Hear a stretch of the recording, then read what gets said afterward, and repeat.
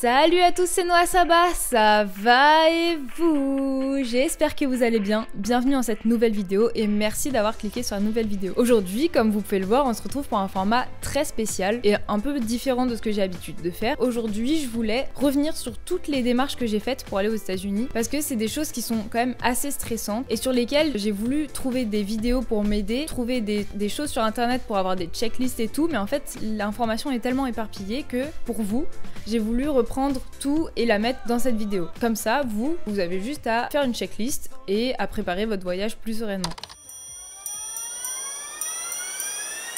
Hello world, this is me. Life should be fun for everyone. Life is easy if you wear a smile. Just be yourself, don't ever change your style. You are you. I am me. We'll be free. Hello world. Hello world. Hello world. On va commencer par choisir son visa, comment j'ai choisi mon visa, comment vous allez choisir votre visa et qu'est-ce qu'il faut pour entrer aux États-Unis. Alors ce qu'il faut bien comprendre, c'est qu'il y a plein de types de visas pour les États-Unis. Il y a des visas travail, des visas transit, des visas études, des visas tourisme, des visas immigration, des visas diplomatiques, etc. etc. etc. C'est vrai que c'est compliqué de savoir qu'est-ce qu'il nous faut parce que là du coup je vais vraiment rester sur le visa tourisme vu que c'est celui que j'ai choisi et qui me correspondait le mieux, donc je vais pas parler des autres visas et désolé pour ceux qui avaient besoin de ces visas là. On va vraiment parler du visa B1, B2 et de l'ESTA. En fait ce qu'il faut comprendre c'est que l'ESTA c'est vraiment sur 90 jours. En fait c'est mieux de partir dans les 80 jours après être resté sur le sol américain pour avoir cette petite marge de sécurité. Sauf que moi je voulais rester plus de 90 jours. Donc il fallait que j'ai un visa qui soit supérieur et qui puisse me permettre de rester plus longtemps. Il y a différents types de visas encore dans dans ce visa-là. Il y a le visa B1, le visa B2 et le visa B1, B2. Le visa B1, c'est un visa plus affaires, donc c'est plus pour tout ce qui est voyage d'affaires. Et le visa B2, c'est uniquement tourisme. On peut choisir le visa B1, B2. Et pour être très honnête, j'ai jamais vraiment compris la différence parce que pourquoi on peut choisir le visa B1, B2 et pourquoi on peut choisir que le visa B1 ou que le visa B2. J'ai choisi le visa B1, B2 parce que c'est ce que les gens utilisaient le plus et ce qui était le plus répandu. Quand je vais être là-bas, je vais pas travailler. Donc forcément que le visa travail, je l'ai barré parce que j'en ai pas besoin. Ensuite, quand je vais être là-bas, je vais vivre chez une famille pendant plusieurs mois, donc plus de 90 jours. Donc l'ESTA ne convenait pas forcément à mes attentes et mes besoins. Mon but là-bas, c'est vraiment de découvrir la vie là-bas, le quotidien des Américains et surtout, apprendre l'anglais. Le visa B1, B2 ou le visa B1 ou le visa B2 nous permet d'aller 2 fois 6 mois pendant 10 ans sur le sol américain. Donc ça c'est ce qui est vraiment le plus pratique, surtout quand on veut y vivre pendant plusieurs mois et pas y rester que 80 jours ou 90 jours, en tout cas en dessous de 90 jours, ce qui est le cas de l'ESTA. Ce qu'il faut quand même garder en tête, c'est que là-bas on n'aura pas le droit de travailler, c'est vraiment purement du tourisme. La deuxième étape, c'est comment faire le visa, où se rendre sur internet, comment faire les démarches, qu'est-ce qu'il faut comme papier. Tout ça, je vais essayer de vous le répertorier et vous faire une liste claire de ce qu'il vous faut et de ce que vous allez avoir besoin pour essayer de vous faciliter au maximum les démarches parce que c'est vrai que c'est une étape qui a été pour moi assez stressante parce que les sites sont pas forcément hyper clairs et en tant que Française qui devait faire les démarches seule, c'était difficile pour moi de comprendre si j'étais sur un bon site ou si j'étais pas sur des sites plutôt arnaques. Et le but, c'est de vous rassurer que quand vous regardez la vidéo, ce soit plus facile pour vous et que vous soyez plus serein parce que moi, toutes les informations que j'ai essayé de chercher, elles étaient pas forcément claires ou elles étaient difficiles à trouver, donc cette vidéo est là pour vous aider. Dans un premier temps, on va se rendre sur internet forcément et on va marquer demande de visa USA. Là, on va arriver sur le site usembassy.gov, usembassy.gov en français ou en anglais mais avec l'accent français. Et ensuite, dans le site, on va descendre dans la catégorie demande de visa. Là, il y aura plusieurs visas, ceux que je vous ai épelés juste avant, le visa travail, immigration, etc. Je vais pas tous vous les refaire, mais en tout cas, il y a le visa tourisme et affaires. Donc,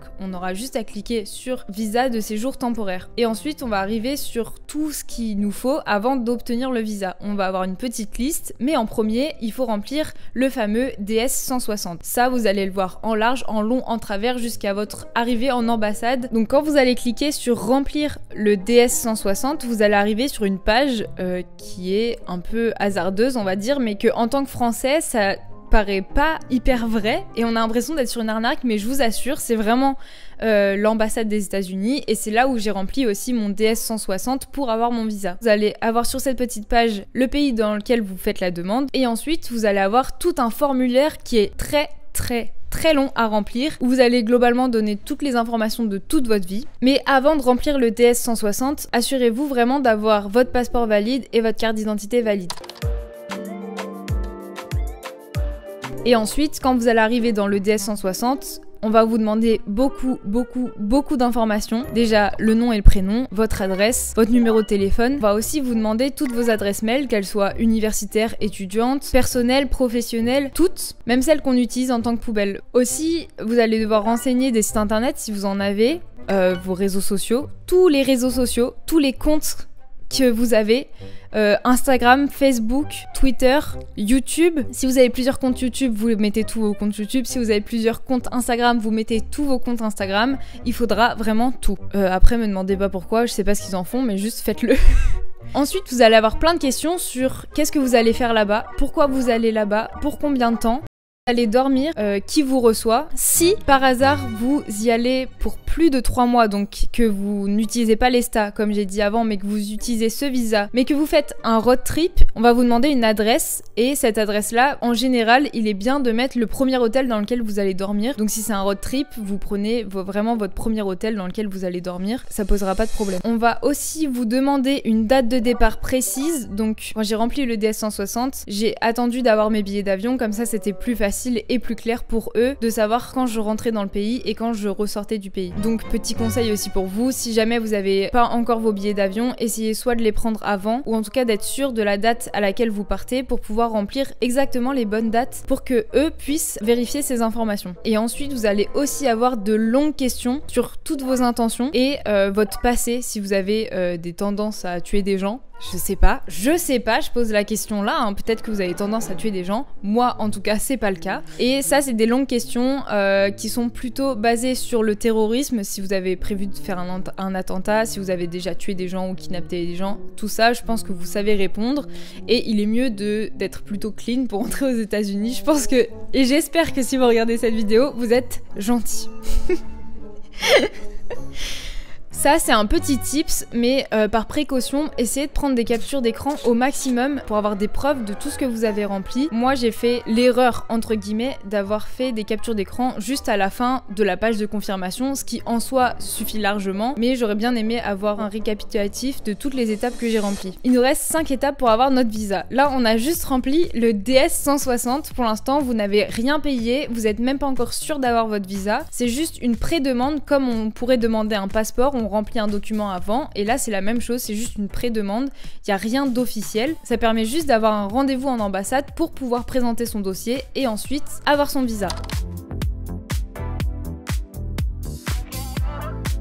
L'étape suivante, après avoir rempli le DS-160, c'est de s'inscrire sur le site Avits. Je vous le mets juste là, vous allez mieux comprendre ce que c'est, mais c'est vrai que moi, la première fois, on m'avait dirigé sur ça, et j'avais du mal à croire que c'était quelque chose d'officiel et que c'était pas une arnaque, parce que, mine de rien, on arrive sur un site qui est, disons-le, très indigeste et pas du tout ergonomique. Là, je suis là pour vous confirmer que c'est vraiment un vrai site où on peut payer notre visa. Moi, j'ai payé mon visa avant l'arrivée de Trump au pouvoir, donc peut-être que ça va changer, je ne sais pas du tout, mais j'ai payé 180 $. Pour une autre petite information, ce site est bien officiel et pas en partenariat mais en affiliation avec le site de l'ambassade des États-Unis. C'est juste qu'il a beaucoup de bugs et moi j'avais des soucis au niveau par exemple de la livraison. Il était impossible pour moi de choisir le bon pays de livraison. Le site a ces 3 fonctions: payer les frais de visa, prendre rendez-vous en ambassade et programmer la livraison, enfin gérer tout ce qui est partie livraison et payer la livraison aussi. Petit conseil en plus, j'ai entendu parler que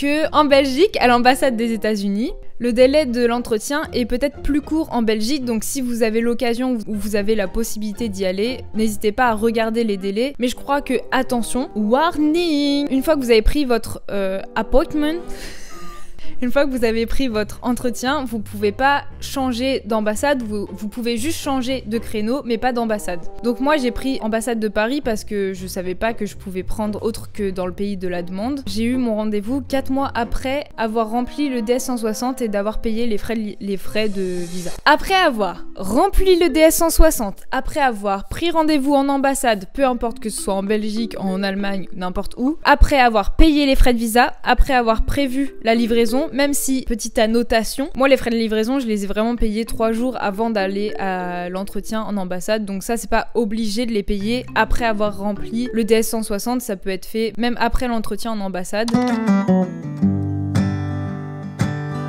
Après avoir fait tout ça, vous allez devoir préparer votre entretien en ambassade. Donc comme je vous l'ai dit, vous avez environ 3-4 mois, voire 5 mois de délai pour pouvoir préparer cet entretien. Et là-bas, vous allez devoir vous y préparer comme à la guerre comme à la guerre. Vous allez devoir prendre plein de documents. Je vais vous faire une petite checklist de tous les documents que j'ai imprimés. Pareil, c'est des choses que c'est bien de penser, mais encore une fois, c'est pas des choses qu'on m'a demandé forcément, c'est juste que si on vous les demande, au moins vous les aurez. Et le mieux, c'est de prendre le plus de précautions possible pour avoir le plus de choses possibles, et si on vous demande quelque chose en particulier, que vous puissiez le donner. Alors déjà, en premier temps, il faut des photos d'identité carrée de moins de 6 mois. Alors, faites pas comme moi parce que j'ai fait le matin même de l'entretien et j'ai pas fait du tout en format carré, j'ai fait en format basique, photomaton, en rectangle. Et je crois que sur photomaton, quand vous allez dans une gare ou autre, vous pouvez choisir le format carré et je pense que eux préfèrent ça parce que vu la tête en tout cas qu'ils m'ont fait, je pense qu'ils préféraient le format carré. Forcément, vous devez ramener votre passeport et ramener la confirmation de votre DS 160 pour prouver que vous avez bien rempli toutes les informations. Et vous allez devoir aussi ramener la confirmation de votre rendez-vous. Donc ça, on l'a aussi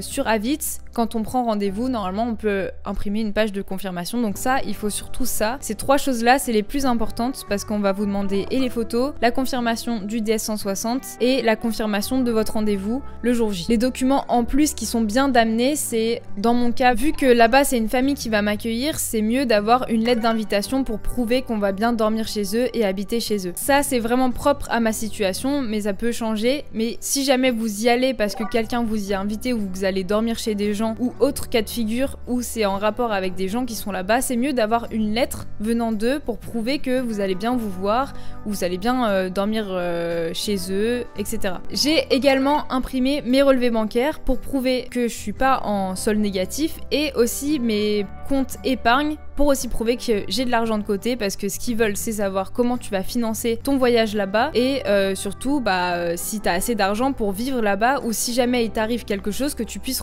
retourner dans ton pays. Donc après c'est bien aussi d'avoir une attestation d'hébergement ici en France ou dans le pays dans lequel vous habitez pour prouver que vous n'avez pas l'intention d'habiter là-bas mais que vous allez bien revenir ici à votre domicile. Ce qui est bien aussi d'avoir c'est votre billet d'avion pour prouver quand vous allez arriver et quand vous allez repartir. Eux ils aiment bien savoir, surtout quand vous allez repartir. Si vous avez un road trip de prévu, c'est bien d'avoir tous les documents nécessaires, les preuves des réservations des hôtels par exemple, de la voiture, pour prouver que vous faites vraiment un road trip et que vous allez avoir un itinéraire changeant et qu'on va pas forcément vous trouver toujours au même endroit. Globalement, c'est tous les documents que j'ai pris. Ensuite, si vous pensez à d'autres choses, d'autres preuves, n'hésitez pas à les prendre parce que ça reste une liste exhaustive de ce que moi j'avais besoin, mais peut-être que vous avez pas les mêmes besoins que moi. On arrive enfin au jour de l'entretien ambassade, vous avez attendu 4 mois, vous avez bien eu le temps de vous préparer, bien eu le temps d'imprimer tous les documents nécessaires à votre demande et là vous devez aller en ambassade, c'est le jour J, vous êtes un peu stressé, on se retrouve devant l'ambassade. Ah, filme la tour Eiffel, elle est trop belle, elle est trop grosse. Elle est magnifique. Alors là, normalement on tourne là et c'est après, je suis super stressée. Pas du tout. Pas du tout quoi, c'est pas là? Non, t'es pas du tout stressé, ça va bien. Comme vous aurez pu le remarquer, on est à Paris. Bienvenue dans ma vie. Vraiment, t'es une grosse connasse comme ça avec ça. Donc là, on est à Paris. On dirait une assistante de projet un peu DA, tu sais. Donc là, on a un tournage. Cet après-midi. J'ai pris le scénar. T'as pris le scénar? Ça fait un peu genre plus journaliste, tu vois. Ah, journaliste un peu? Journaliste un peu genre... Non, arrête, là, on fait pas les cons, là. On va bientôt arriver à l'ambassade, ok? Ça se trouve, on n'a pas le droit de filmer, hein, vraiment. Donc normalement c'est pas ce bâtiment là, ça va être juste sur votre droite, juste après. On va continuer la visite. Alors vous êtes à 2 pas comme vous pouvez le voir de Concorde. Donc là on traverse au feu rouge, mais c'est à Paris on fait comme ça. Bon attends, en vrai il y a les militaires partout, j'ai un peu peur. Ah si, bah c'est là, visa passeport, c'est là. Les questions qu'on m'a posées, elles sont vraiment propres à moi, elles changent à chaque interview et à chaque personne, donc il faut pas se fier seulement à mes questions. On va sûrement faire en sorte de vous déstabiliser vous et de changer à chaque fois qu'il y aura une nouvelle personne. On m'a posé 6 questions. L'entretien en lui-même a duré moins de 3 minutes, je dirais, et on m'a posé les questions suivantes. La première, c'est pourquoi pas l'ESTA, donc j'ai dû répondre pour apprendre l'anglais, c'était mieux pour moi de rester plus de 90 jours. On m'a aussi demandé qu'est-ce que j'allais faire là-bas, j'ai tout simplement répondu que j'allais voir des amis qui m'ont invité à vivre chez eux pour mieux apprendre l'anglais et pour voir leur quotidien. On m'a aussi demandé si j'allais y travailler. J'ai forcément répondu que non. On m'a aussi demandé ce que j'allais faire après, si j'allais rentrer en France et qu'est-ce que j'allais faire en France. Si je prévoyais d'y travailler ou si je prévoyais de voyager autre part ou de revenir aux États-Unis. On m'a demandé aussi qui va payer le voyage. Ça, vous répondez en fonction, pareil, la vérité. De toute façon, le mieux dans toutes les réponses, c'est de répondre la vérité. Faut pas chercher à mentir parce que la personne qui va vous interviewer peut le voir et son but, c'est de vous déstabiliser pour voir où est le mensonge. Donc restez le plus simple, faites des réponses simples. Ne donnez pas d'autres renseignements qui vous demandent pas parce que ça peut être aussi rédhibitoire. Restez simple, répondez aux questions et faites des phrases simples. Arrivé en ambassade, vous allez avoir un premier guichet en français et un deuxième guichet en anglais. Le premier guichet va juste vous demander pourquoi et qu'est-ce que vous allez faire là-bas, et votre passeport, et aussi vous scanner vos doigts. Et le deuxième guichet, ça sera vraiment le vrai entretien en anglais. Vous n'aurez pas forcément trop le choix de parler en français ou en anglais, ça sera obligatoirement en anglais, ou alors c'est que vous avez beaucoup de chance. Et ensuite, on vous posera les questions que je vous ai données juste avant. J'ai l'impression que tu devais me déshabiller, genre s'il pouvait me demander la couleur de mon slip, il l'aurait fait. C'était hyper stressant. En plus, je suis rentrée, ils font passeport, photo, tu sais au début t'as la petite temple là, visa, passeport, photo, enfin non, le truc, l'application DS machin là. Elle regarde, elle a vu mes photos, elle a un peu fait comme ça, genre en mode, encore une qui a pas compris les consignes. Encore une qui emmène des photos parce qu'il rectangles. fallait les trucs, bien carrés. 4 carrés, et moi j'avais pris rectangle, photomaton, bref. Moi ça me les a pris. Elle a bien regardé la date de quand j'avais fait le truc, elle a vu ce matin, elle s'est dit ok, la meuf était vraiment un peu limite dans les... En même temps t'es un peu abusé. J'ai un peu fait tout à la dernière minute. Après, t'arrives là-bas, ils te disent vous avez un truc en métal sur vous? Oui? Non? Il faut que vous vidiez vite, vous devez tout vider. Vite. Tu donnes ton téléphone, tu donnes toute ta vie, tu te retrouves avec ta pochette. Et là, t'arrives dans un endroit où ça fait très américain quoi. Très états-unien, ouais. T'as tous les portraits des présidents et tout. Au début, tu rentres dans un premier... Enfin, t'as une grande salle où il y a des guichets de partout. Une première ligne où t'as un guichet... où ils parlent en français, et une deuxième ligne où tu as des guichets en anglais. Moi je me suis dit, du coup il y a l'anglais pour ceux qui sont étrangers, parce qu'il y avait plein de Marocains, plein de Brésiliens, il y avait plein de trucs, donc je me suis dit, l'anglais c'est pour ceux qui sont pas français. Mais non. Et en fait tu passes aux deux, tu passes au français et à l'anglais. Et au début, la meuf au début du français, elle regarde, elle fait, quand vous êtes aux États-Unis, j'étais en mode... Family Friends, comme ça je suis stressée. Au début, elle fait, vous pouvez le faire en français, on va passer après l'anglais. Et du coup, ça m'étonne tellement pas. Oui, et en fait, je suis stressée, alors qu'elle me parlait en français depuis le début, mais là, juste, tu sais, je me suis tellement répété la phrase dans ma tête que je me suis dit, faut que je dise Family Friends. Family Friends. Genre tellement suspect. Family Friends. Family Friends. Tu recherches ton... Non, je cherche mon visa. On disait, juste avant de... On disait, et la meuf pas du tout aimable, elle me faisait trop peur. Voilà, puis après elle m'a posé 3 questions, elle m'a dit, elle m'a pris mon passeport, elle m'a donné le papier, et dit ciao. Et c'est ciao. Ciao, et tous les gens ils étaient hyper stressés, tu sais, en mode... Il y avait personne qui repartait, qui avait non, il y avait personne qui avait non. Ah, déjà je sais pas. En fait, je m'attendais à ce qu'elle me dise c'est bon, tu vois. Genre, elle m'a juste pris mon passeport. J'ai vérifié sur internet, non, c'est... Après avoir fait votre entretien en ambassade, vous allez recevoir votre passeport environ 1 semaine après, avec votre visa dedans, qui va être collé sur une page. Ce jour-là, moi, quand j'ai reçu, c'est vraiment comme si j'avais reçu un diplôme. C'était tellement long à obtenir et tellement stressant que j'étais trop contente de l'avoir reçu. Je viens de recevoir mon passeport. Tu pars ou tu pars pas? J'ai peur. Pour l'instant, il n'y a rien. Ah, si, là. C'est bon. C'est bon. C'est bon. C'est bon. J'ai eu peur parce qu'en plus, les premières pages, j'avais rien. En fait, je m'attendais à un tampon, mais ils ont imprimé carrément un truc. Bon, ça y est, c'est officiel, j'ai mon passeport, je suis trop contente. Et tu vas où? Bon, aux États-Unis. Bon, c'est bon, hein. J'ai mon passeport sur les USA. Aux États-Unis et plus particulièrement dans certains États, on a besoin d'un permis international. Dans les États dans lesquels je vais, c'est pas obligatoire, ça peut être mieux, surtout quand on y reste plus longtemps. J'ai préféré prévoir le coup parce que c'est des démarches qui sont pas hyper longues en soi et en plus de ça c'est gratuit donc ça coûte rien de le faire. J'ai fait la demande via le site français ands.gouv et en descendant on a accès au formulaire demande de permis international et de ça après vous allez devoir remplir un formulaire un peu comme le DS160 mais moins poussé et qui demande moins de documents. C'est pas hyper long et en plus de ça il y a vraiment rien à payer. Donc après une fois que vous avez reçu la confirmation que vous avez fait la demande, vous allez devoir envoyer une lettre verte suivie à l'adresse indiquée pour qu'ils puissent vous renvoyer plus tard votre permis international. Personnellement je l'ai fait en septembre et je l'ai reçu en décembre donc il faut pas vraiment le faire à la dernière minute, il faut prévoir 3-4 mois de marge. Le permis international est valable partout dans le monde, il faut aussi prendre à l'avance et il n'est pas valable que aux États-Unis une fois qu'on l'a fait. Après si vous allez je sais pas au Maroc, au Brésil, à Bali ou n'importe où, le permis international est valable. J'ai pas vérifié la date de validité mais je vous l'affiche juste ici après l'avoir vérifié. Et vérifiez bien aussi, surtout si c'est les États-Unis pour lesquels vous faites la demande, dans quel état vous allez en avoir besoin parce que si vous en avez vraiment pas besoin et que vous y allez pas très longtemps, vous n'êtes pas obligé de le faire. J'ai fait le tour de toutes les démarches qui ont été faites en tout cas pour ma part. J'espère que ça vous aura aidé pour faire vos démarches et en tout cas je vous souhaite bon voyage si vous avez prévu de voyager. Si vous n'avez pas prévu de voyager, bah je vous le souhaite. Merci d'avoir regardé cette vidéo, n'hésitez pas à liker, ça fait plaisir, à commenter, ça fait encore plus plaisir et à partager. On se revoit dans la prochaine vidéo, restez connectés et ciao ciao. So let the good times roll tonight. Whoa.